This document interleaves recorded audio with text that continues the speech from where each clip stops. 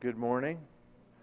I'm not here, but uh, when I asked Steve Christian to speak today and share his story, I just had to be here if I could. And 15 years ago, when we moved here, Steve, he's just the kind of guy you fall in love with.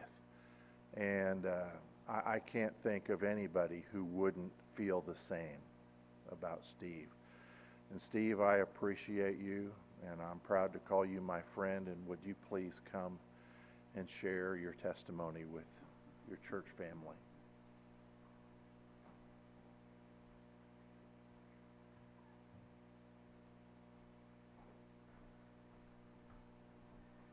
Ray, you may need to do something with the lights. I shaved my head yesterday, so.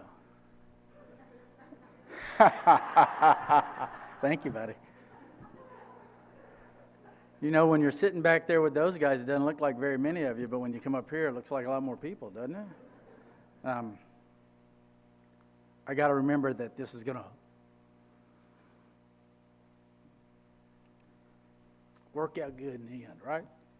So, but first, like Pastor Tim would say, but first, yesterday, Becky and I were out in the garden.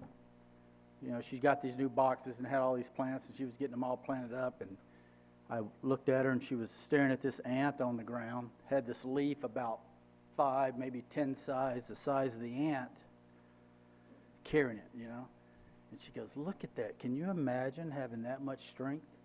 I reached down and picked up the leaf. Yes, I can.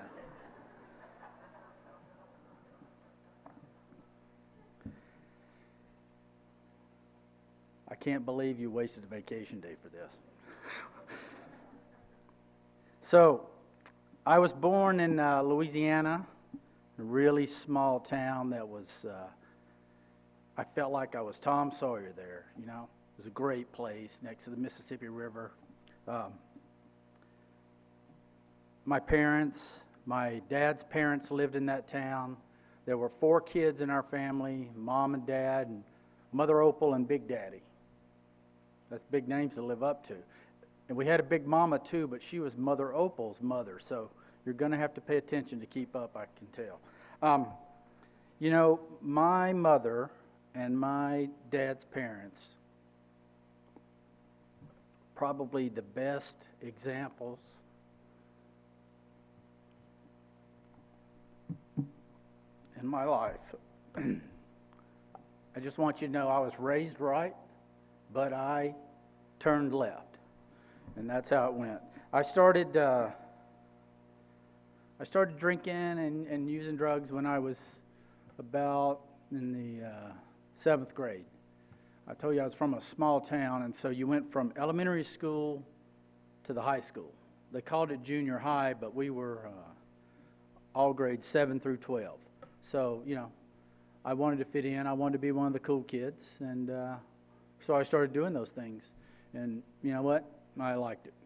It took away that anxiety that I was starting to feel at that age, made me feel like I was part of. And so, you know, I started doing those things, and I knew I was doing wrong. But early on, it was minor wrong enough for me to keep on going. But I started having these, I never did drink very well. I mean, I like to drink, but I never have done it very well. And from early on, you know, I would, you know, what I later learned was called a blackout. You know, I'd drink and I wouldn't remember what happened. And the next day, my friends would say, "Man, you're crazy last night." And they'd tell me what happened, and I'd think about it, and then I'd have this guilt and remorse, you know, and fear that God was watching me. So I would take that fear and that guilt and that remorse, and I'd shove it way, way back in my head, way back in the furthest corner I could get to, so it would never see the light of day again. And that worked pretty well. In the few years after high school that I stayed there, my usage was becoming such that I was having a hard time hiding it. You know, I told you it's a small town. My family had a business there, and you know, they certainly didn't want to be, embarrassed, and I didn't want to be because of that. But it was getting harder and harder to hide that stuff. And I remember I had a friend coming home from the Army. She had been in the Army for, I don't know, a year or two, and you know, in the military, you know way in advance when you're going to have time off. So she reached out and said, "I'm coming home, get ready." And so I made busy getting all the party accoutrements that were necessary for a week with my friend, and I was living with my dad. My parents had divorced. I told you my mom was one of the greatest Christian women I've ever met, and so were my dad's parents. My dad had a little bit of a wild streak in him, which I inherited, I'm quite sure. My parents had divorced, and I had moved in with my dad because I could get away with a little bit more there and not have to worry. And I remember he had this little dog, this little miniature dachshund, and called her Tar Baby. And that dog loved me, and she would come and sleep with me every night. And she would actually lay on her back in bed and under the covers up to here and sleep like a human. That dog loved me, and I loved that dog. But anyhow, my friend was coming. She made it to town, and I, you know, reached into my little stash and got enough stuff to make it for a couple of days till I thought I'd need to come home, take a shower or something like that. And I left, and I shut the dog in my room. And, you know, I was in a hurry. I forgot. And so I come home the next day, and my dad's there, and all of my party favors are laying on the table. He had heard these things about me, but he now had to look at it. And so we had a real long talk, and we decided that it was probably best if I got out of town for a little bit. So it was 1989. In 1989, Trailways had a student bus pass. You could travel for 6 months on Trailways bus for $89 if you had a student ID. That was the only thing that I had got out of 2 years of trying to go to college, was a good student ID. So I got my ticket, you know. I told my friends and everybody else that I was going to go see the country, and I was going to find out what was out there. I just wanted to check it all out, and then I'd come back. And I knew inside that what I was really doing was I had to get out of there. You know, I was starting to embarrass my family, and they were good people, and so I had to get out of there. I had a sister living in Vancouver, Washington, my older sister, bless her heart. Never been a day when she wasn't on my side. Even when I was on the wrong side, she was taking care of me. So made my way out to Vancouver. I think I was here 3 days. I know it was 3 days. I remember I got here. I called my father. I said, "I just took a shower." He says, "Great, son. I'm real proud of you. That's excellent." I said, "I'm dry." He says, "Even better." I said, "You don't understand. I'm dry." And he goes, oh, you know, because it's so humid where I'm from. Like, you never quite dry off, you know. You guys don't get it, but Ray, you understand. I made it out here, and I thought, you know what? I think this is a good chance for me to change who I am. And so I started jogging, working out, and eating right, and, you know, no drugs, no alcohol, and man, it was going great for like 4 weeks. And then I said, you know, maybe I, overanalyze this deal. I probably am okay. I just slow down just a little bit, and everything will be all right. Besides, I don't have any friends here, so you know, it's not going to be hard.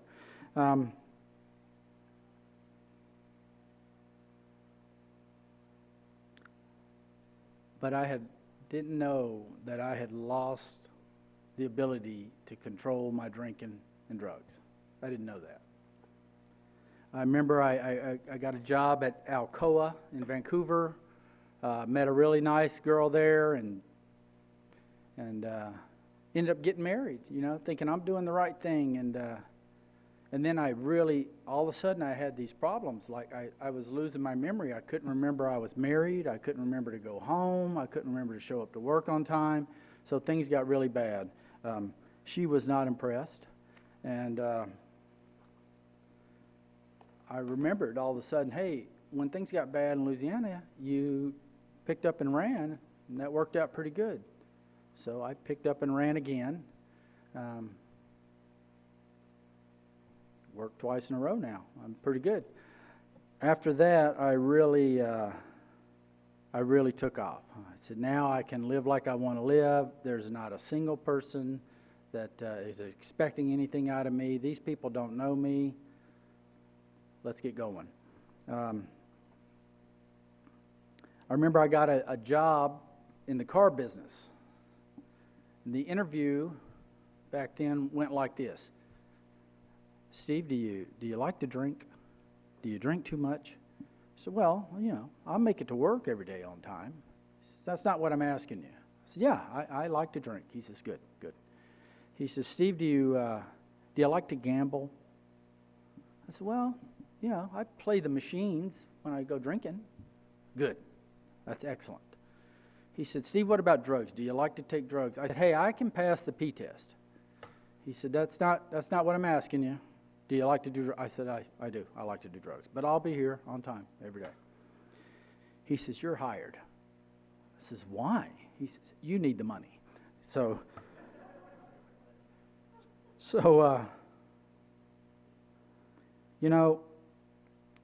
the car business was great for a guy like me. It was fast-paced.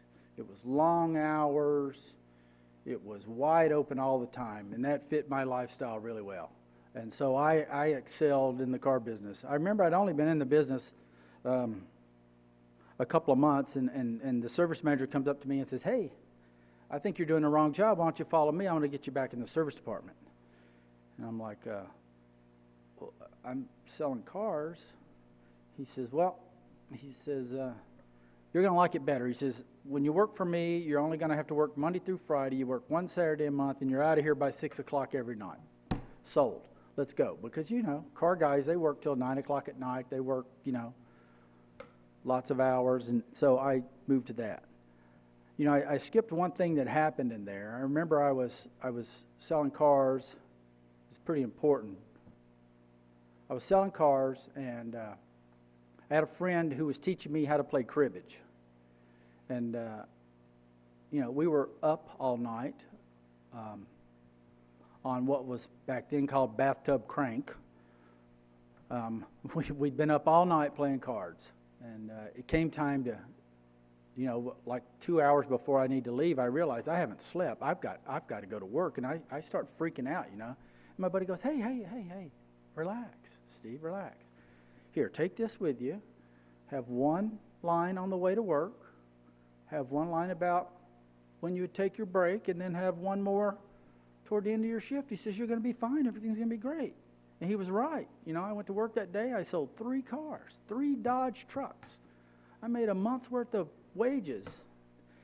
I made a very important decision that day that I was never going to go to work not high again.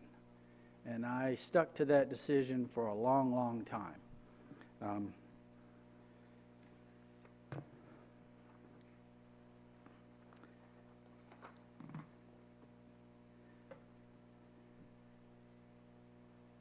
I remember I ultimately lost that first job and took a job in Beaverton at Brian Bickmore Dodge. And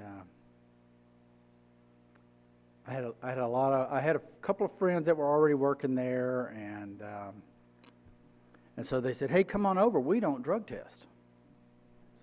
That's the place for me. And so I showed up. I got a job. I remember I had, in between jobs, I'd grown my hair out to probably here, and I had a big old ugly beard because I was doing landscape work, and I went to see the owner. I thought it was odd that the owner wanted to interview me. Usually you talk to a service manager, you get a job, you go in, you start work. I talked to the service manager 2 or 3 times, and then he said, the owner wants to meet you. So, thought it was a little strange. But I get in there, and he's looking at me, and he goes, who are you? And I said, well, I'm the guy that's here for the job interview. He goes, you're not the guy. He said, they told me the guy had long hair and a beard. I said, well, I had all that yesterday, but I shaved it all off because you're not going to put me to work if I don't look clean cut. And he gave me the job. And my friends at work introduced me to this beautiful, long, dark-haired girl with brown eyes and super long legs, and said, hey, you got to meet her. And so it was arranged for me to meet Becky. And we hung out that first night, and the next day my roommate says, hey, you going to call her back? And I go, no. He says, why not? Did you have a good time? I said, I had a great time. I said, I'm not calling her back. He says, why not? I said, well, if I call that gal back again, I'm going to end up married. And I've done that once, and I'm not going to ever do that again. So 2 weeks later, Becky comes back to the dealership, walks up to my desk and says, hey, thought you were going to give me a call. And I was quick. I was like, oh, well, I didn't know if you had a good time, so I figured I wouldn't call back and let you know. She goes, well, I had a good time. You should call me. And I said, well, I'm calling you now. And so I said, I get off work at 6 o'clock. I'll come pick you up. And so we didn't spend a day apart for the next 3 years until one of us had to go away for some kind of training. We were together every day. And, you may not believe it to look at my wife, but at the time, she could throw down. I mean, we were going hard. We started going really fast, and things got out of control really quickly, and got really, really dark. And then one day, my beautiful little Becky says, I'm going to get sober. And I thought, I don't know about that. Seems a little extreme, but I was crazy about her, so I thought, well, I'll go along. We'll see what happens. And she went to rehab, and we started going to meetings. We started going to Narcotics Anonymous meetings, and I met my friend back here, my sponsor, at those early meetings we went to. And Becky was doing fine, staying sober. We got married. We were starting to have a family. I was having a problem staying sober. I mean, I could go for a while, but then I'd get tight. Everything get tight. My shirt didn't fit good. My shoes hurt. My head was pounding, and what I knew that other people didn't know was that if I got a few drinks or a nice little mix of chemicals in me, I just smoothed right out. I was okay with you, and I was okay with me. And that's what I did. I kept on doing that. Looking back, what started out as just having a good time when I was a teenager had become a necessary way of life for me. And it just got blacker and blacker as it went. And, I told you I'd pushed those thoughts of guilt and shame and remorse and God way, way back. And so all of that stuff I have learned, a few chemicals, get the right mix in you, all that goes away. Everything I did the day before, as embarrassing as it might be, goes away. I talked about the tightness. I would, during those periods of sobriety, I felt like I just had this load on my back, that I just couldn't carry unless I added a little something to it, and then that would always lighten the load. My sponsor had been willing to walk me through the steps, and I did what we call in AA the AA shuffle. We would do step 1, 2, 3, drink. Step 1, 2, 3, drink. it'll become apparent later when we get, I'm going to read you what the steps are, and you'll get what that was. That fourth step is, we get there and we start to think about God, and I'm avoiding God because it's not that I don't believe God's there. I know God's there. He's been there my whole life. I just don't want him finding out where I'm at. I never thought it was the first drink that got me. I always thought it was the fifth or the eighth, and, all I had to do was manage well, and I'd do better next time. But I never knew it was the first one that was getting me. People said it. People say a lot of stuff, I just never knew it was the first one that was going to get me. So my wife's sober. I'm trying to appear sober. And let me tell you, when you're a addict alcoholic who lives with a woman who's sober and who knows what it's like to be an addict alcoholic, that's hard work. I mean, you've got to hide. You can't drink on a normal day because I know right now, people can smell that. I have worked with guys that said, no, I've not been drinking. I know better. So the drugs became a major part of it. I'd take a little something in the morning, get me up, and then, when it was getting mid-afternoon, I was trying to go home, I'd have to do something to go the other way so I could go home, and it was endless. And so I know I was driving that poor girl crazy. And, we had kids now, and who knows what was going to happen to them with the way I was acting. So after 15 years of my inability to stay sober and enjoy it, and my behavior when I was drinking or drugging, when I say drinking, I mean both. I'm not prejudiced. I will take what you have. My favorite is more. After 15 years, I knew I was kind of at the point of no return. And I told myself, you know what? Your family's going to be better off without you. You got to get out of here. You're just doing damage. And I remembered what I'd done in the past, just cut and run. Works every time, twice in a row now. So I decided that's what I'd do. I'd cut and run. So I abandoned my wife and kids and took off. And I had a plan, I knew that I knew that the lifestyle I was living was going to kill me. So my master plan was, I'll just go as hard as I can go, as long as I can go, as fast as I can go, and then this will kill me, and that'll be the end. And I was okay with that. It took about 4 whole months of that for the drugs and alcohol to quit working.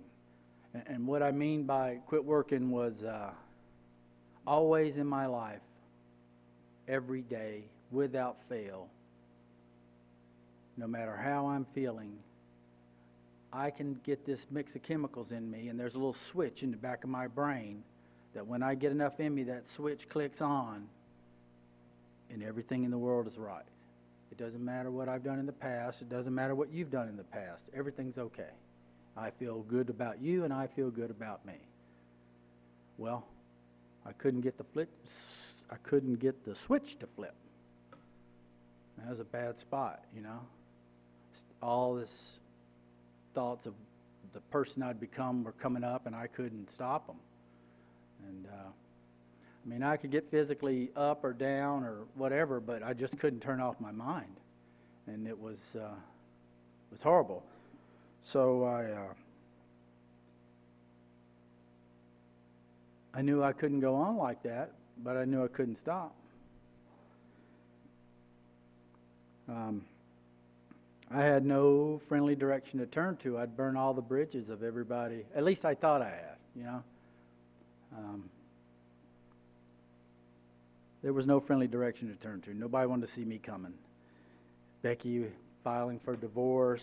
I knew that little family of mine was gone forever. And just so I'm clear, I never got to a point to where I didn't love my family. I just couldn't stay off the drugs and alcohol. So I called the person who I'd probably hurt the most and asked for help. Called Becky and asked for help, and she said, "I'll help you." Couldn't believe it. But I know now that she'd put her hand in God's hand. And God told her, let her back to help me. So, next morning, bright and early, she wakes me up. I'm thinking, man, we could ease into this a little bit. No.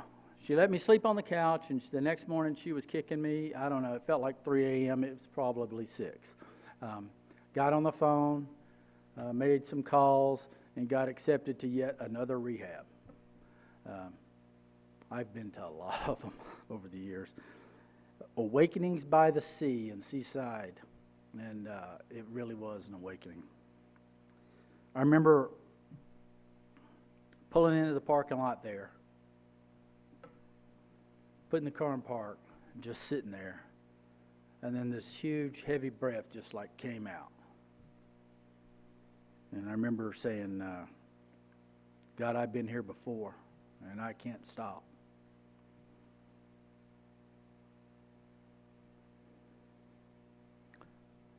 I'll do whatever they tell me to do.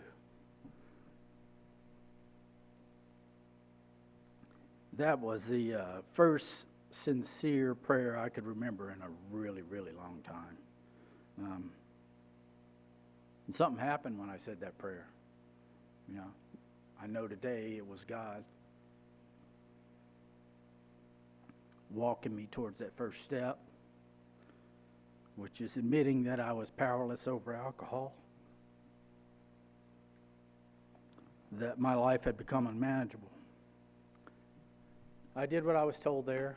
I worked hard. I worked like my life depended on it because I knew that it did. I remember there was a basketball hoop, really loud there, huh? Big pop. There was a basketball hoop about a block away from the rehab place. And they said, that's where you go for exercise. So we'd go down every morning, me and all the other little junkies, and play basketball. I can't imagine what that looked like when people were driving by. Anyhow, Becky, they had this weekend thing where the family could come. And, she was going to bring the kids.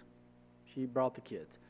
And I remember we'd be down there shooting basketball in the morning on those weekends on Saturday, and I could see her, my kids, and our 2 dogs, and they'd walk the beach, and then they'd come back up the Nicanicum River, and when they would come by, I could see them on that end.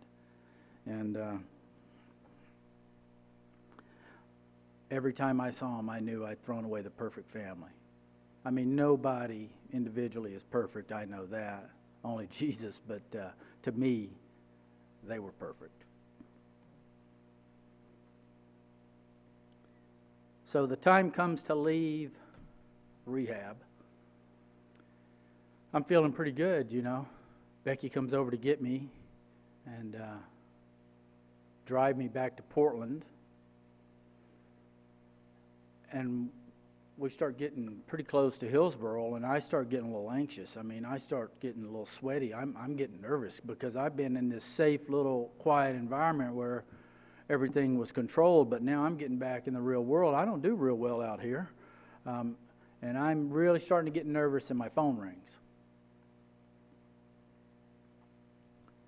It was the same guy that had been trying to sponsor me since March the 23rd of 1996.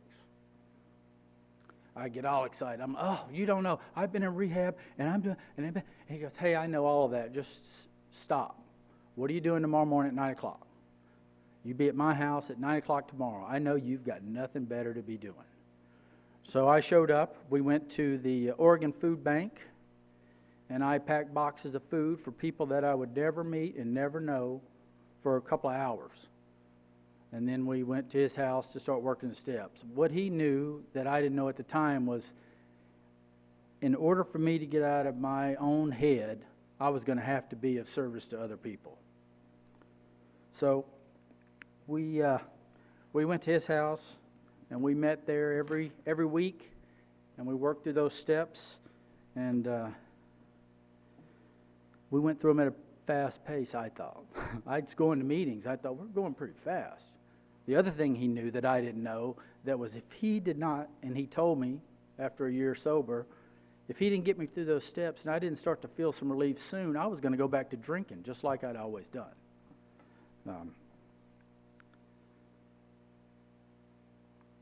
That man and those steps and the grace of God saved my life. For those of you who don't know what the steps are, I want to read them real quick, just because, Step 1, we admitted we were powerless over alcohol, that our lives had become unmanageable. Step 2, came to believe that a power greater than ourselves could restore us to sanity. Step 3, made a decision to turn our will and our lives over to the care of God as we understood Him. Step 4, made a searching and fearless moral inventory of ourselves. Step 5, admitted to God, to ourselves, and to another human being the exact nature of our wrongs. Step 6, we're entirely ready to have God remove all these defects of character. Step 7, humbly ask Him to remove our shortcomings. Step 8, made a list of all people we had harmed and became willing to make amends to them all. Step 9, made direct amends to such people wherever possible, except when to do so would injure them or others. Step 10, continued to take personal inventory, and when we were wrong, promptly admitted it.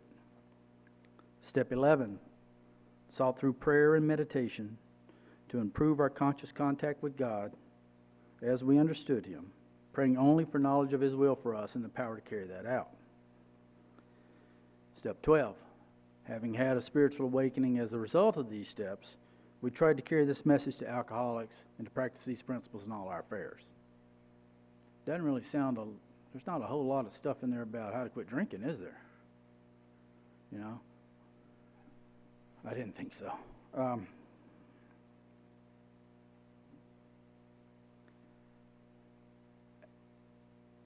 When I got to AA, I felt I talked about that heavy bag that I was carrying on my back.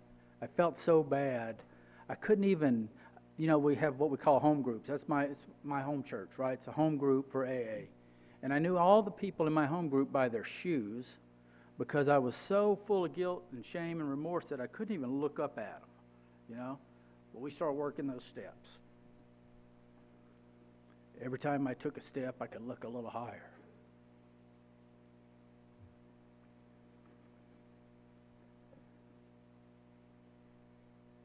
And by the time I had done the work with that man and we'd gotten through those steps, I could look anybody in the eye. I didn't regret my past. I didn't want to shut the door on it. And I believe that my experience would allow me to help somebody else to find what I had found, and that was my way back to God.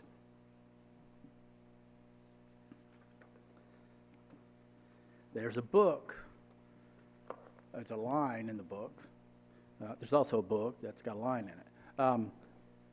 The Alcoholics Anonymous book says, there's a line in there that says, we found God does not make too hard terms with those who seek Him.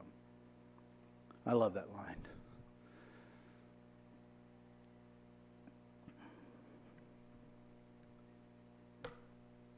Today, my life is bigger than I ever thought it'd be. I've learned some things from those principles that I was taught in those 12 steps. I've learned to start my day in the morning with prayer, talking to God, thanking Him for waking me up sober, and asking that He guide my thinking throughout the day, and that, He set aside my selfish and self-centeredness so that I can be an example to somebody of His grace and power. At night, last thing I do is I thank God for keeping me sober that day. Thank Him for letting me sleep at home with my wife. When I do those things,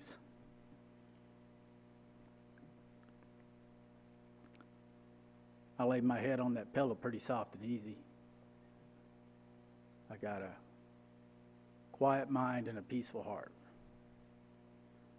When I don't do those things, which those days happen, I used to get all agitated. I think I should know better by now. When I don't do those things, today I give myself a break, because I know what? God's always there. And the main thing I've learned is that God was always there. No doubt, doing what I couldn't do for myself. Thanks.